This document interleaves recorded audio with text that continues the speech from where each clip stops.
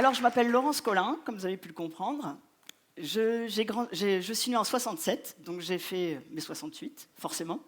J'ai grandi dans les Cévennes, avec, à côté d'une maman un petit peu hippie, dans une grande maison où il y avait une grande table avec une cuisinière à bois, il y avait toujours un petit plat qui mijotait. Ma maison, elle était à 3 km de mon école, donc quand je sortais de l'école, le jeu, c'était d'attendre ma maman au bistrot du coin. Et le bistrot du coin dans les Cévennes, c'est pas n'importe quoi, parce que les bistrots dans les Cévennes, c'est des vraies ambassades culturelles. Et s'il y a une mixité à l'intérieur de chaque bistrot, en tous les cas, il y a bien une ligne éditoriale. Et le bistrot des chasseurs, c'est pas du tout le bistrot des notables, et le bistrot des intellos, c'est pas le bistrot des chasseurs. Donc, dans ce bar, j'attendais ma maman, et pas possible de travailler, pas possible de faire mes devoirs, impossible de lire. Donc, j'ai pris goût à écouter les conversations des grands et à les observer. Quand ma maman arrivait, en général, on est une famille de bavards, c'était reparti, et ma mère arrivait dans la conversation. Donc au bout d'un moment, on avait quand même un petit peu faim, donc on disait à ma mère, bon, tu veux pas qu'on embarque tout le monde à la maison, ça va être plus simple, on va continuer la conversation autour de la grande table, avec le petit plat qui avait mijoté tout l'après-midi. Donc voilà comment j'ai retrouvé à ma maison, souvent, le notable, le gendarme, un punk, deux babacous échoués, souvent un passant qui ressemblait souvent à Benjamin. Ma mère avait le chic pour les trouver et les accueillir à la maison. Et tout le monde refaisait le monde jusqu'à pas d'heure.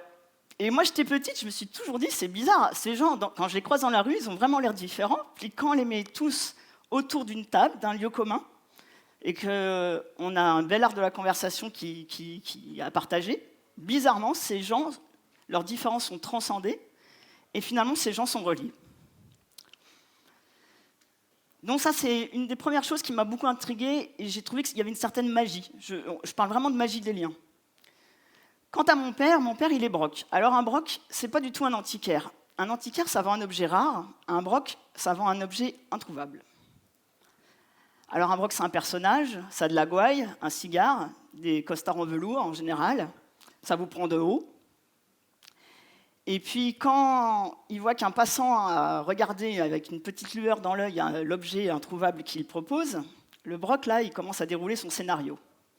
Quand un broc déroule son scénario, vous avez deux choix possibles. Soit vous continuez de passer, soit tant pis pour vous, vous allez rentrer dans le scénario et vous allez devenir acteur. Vous allez devenir acteur de quoi? Vous allez devenir acteur de l'histoire de l'objet. Comme dirait mon père, j'ai jamais vendu une armoire, mais j'ai toujours vendu l'histoire des armoires. Donc, souvent, si le scénario tient debout et que ce jeu d'acteur vous plaît, vous reportez avec cet objet, et puis l'histoire qui avait commencé avant vous continue avec vous. Plus tard, quand j'ai fait mes études, j'ai eu du mal à trouver un endroit où on puisse réunir tous ces trucs magiques. Alors j'ai pas choisi, j'ai appris à la fois les sciences politiques, l'économie, le droit, mais aussi l'esthétique, les scénarios, les contes, la mythologie. Et de ce parcours transversal m'est venue une question. Pourquoi forcément segmenter les gens?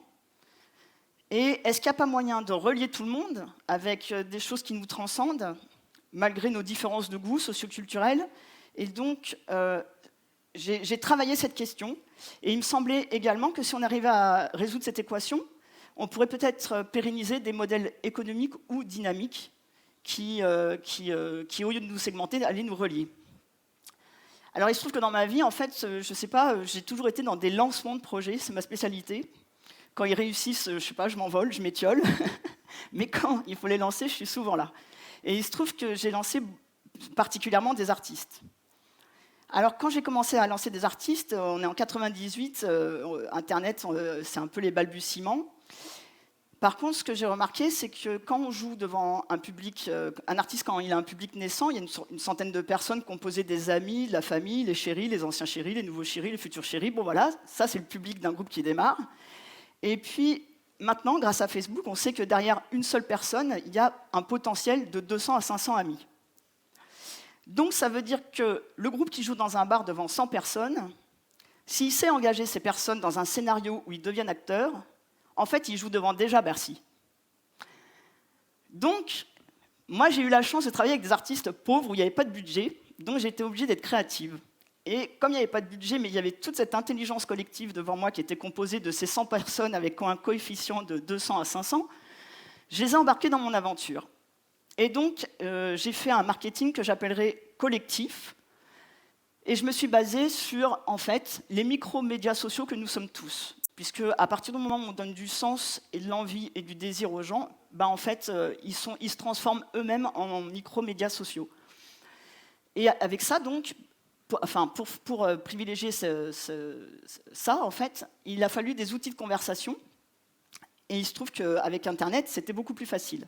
Mais nous ne sommes pas encore à l'ère d'Internet, mais vous verrez qu'on voit déjà la même définition, c'est-à-dire que nous sommes déjà à notre échelle des interactions sociales. Les conversations, c'est déjà de la création de contenu. Et un public, c'est déjà de l'intelligence collective. Très dernièrement,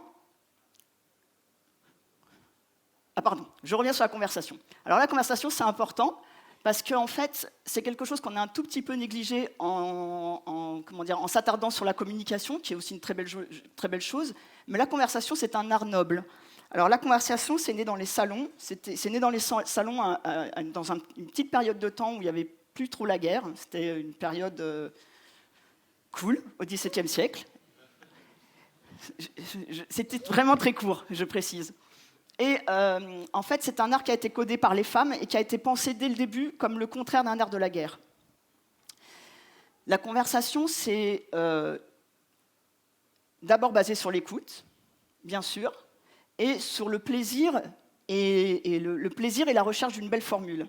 Donc, ça sous-entend une ligne éditoriale. Ça sous-entend de réfléchir comment on veut s'exprimer et dans quel sens on veut donner et quels sont les outils sémantiques qu'on veut partager. Comme dit Madame de Stel, c'est déjà une forme de sociabilité, et la sociabilité, ça veut dire ensemble, ça veut dire collectif. Très dernièrement, je rencontre un artiste, et on se pose la question,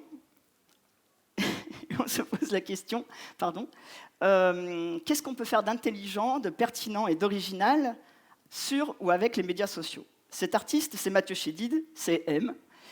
Et donc, moi, il m'a semblé que déjà sur les médias sociaux, il me semble que c'est déjà un devoir de ne pas abandonner votre audience, votre public, aux médias sociaux. Certes, c'est là où vous allez commencer à converser avec eux, mais vous allez vous donner de la peine à avoir une communauté de 50 000, 100 000, 200 000, 300 000, et l'algorithme de Facebook va décider que vous parlez à 10%, 20% ou 30% de votre communauté. Pourtant, c'est bien vous tout seul qui payez le community manager, c'est bien vous tout seul qui faites des stratégies pour réunir ce public autour de vous. Donc pourquoi laisser la data, les données à Facebook? Donc moi j'ai construit un site avec Mathieu, que j'ai souhaité un site média, donc avec du contenu et du sens. À partir du moment où on commence à dire qu'on fait un site média, le problème c'est que soit vous êtes riche et vous pouvez produire des contenus, soit vous avez du temps et vous pouvez produire des contenus. Là, on s'est dit, dès le début, Mathieu disait qu'il avait vraiment envie que ce soit un site dédié à son public. Donc, je lui ai dit, dans ce cas-là, on va les produire avec eux. Et donc, la seule chose qu'on a à faire, c'est en fait construire un scénario dans lequel les gens ont arrêté d'être des passants et sont devenus des acteurs. Donc, on a organisé des rubriques qui sont autant de salons de conversation. Et il y a aussi également des sujets, enfin des petits sujets en fait que les gens proposent. Donc la communauté, par exemple, il y a un jeune qui a 15 ans qui propose des cours de guitare, il y a quelqu'un d'autre qui écrit tous les mois. Donc en fait, on a sourcé auprès de notre communauté toutes les envies et tous les délires. Il y a juste une ligne éditoriale qui marche sur des mots-clés. À partir du moment où vous rentrez dans ces mots-clés, vous pouvez participer au délire collectif. Il se trouve que ce site, en fait, il est déjà mondial. On ne l'a pas encore lancé, mais il y a déjà une communauté de 2000 personnes, et il y a déjà une Bolivienne qui parle avec une Américaine, qui parle avec une Française, et le souhait, depuis le début, de manager cette communauté dans une vision collective, et pas uniquement collaborative et participative, mais de relier tous ces gens entre eux. Dans les mots-clés qu'on a donnés, il y avait le mot poésie, et il y avait les mots bienveillance. Donc, à partir du moment où on a proposé juste quelque chose d'aussi dérisoire que poésie et bienveillance, les gens ont commencé à se relier. Et le site, il a déjà que 2 mois, et les gens commencent déjà à parler de se rencontrer.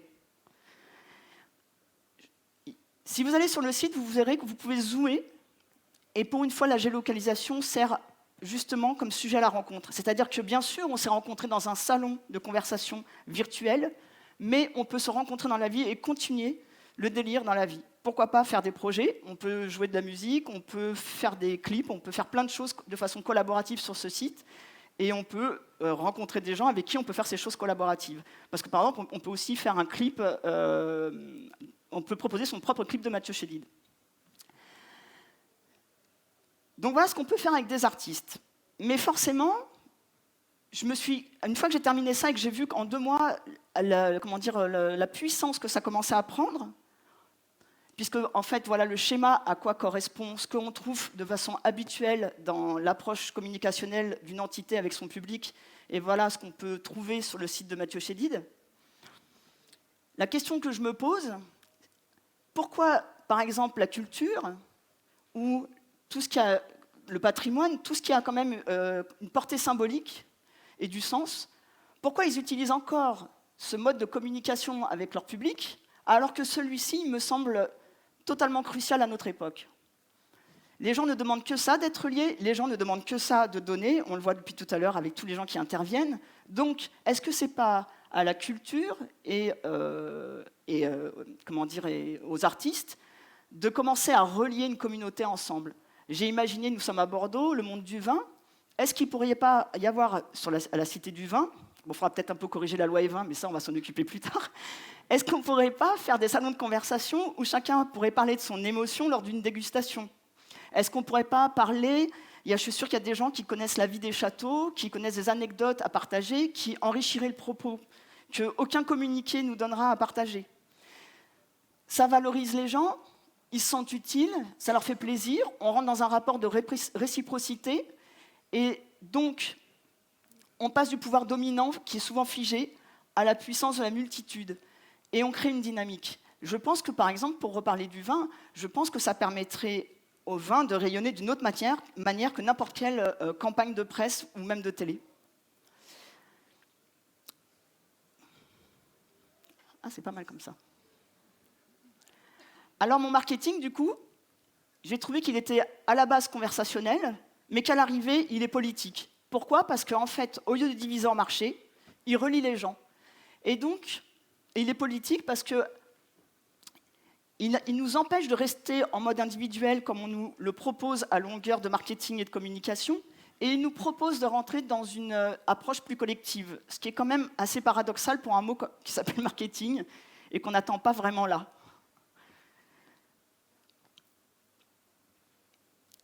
Donc voilà, je vous laisse méditer là-dessus et au plaisir de continuer la conversation avec vous.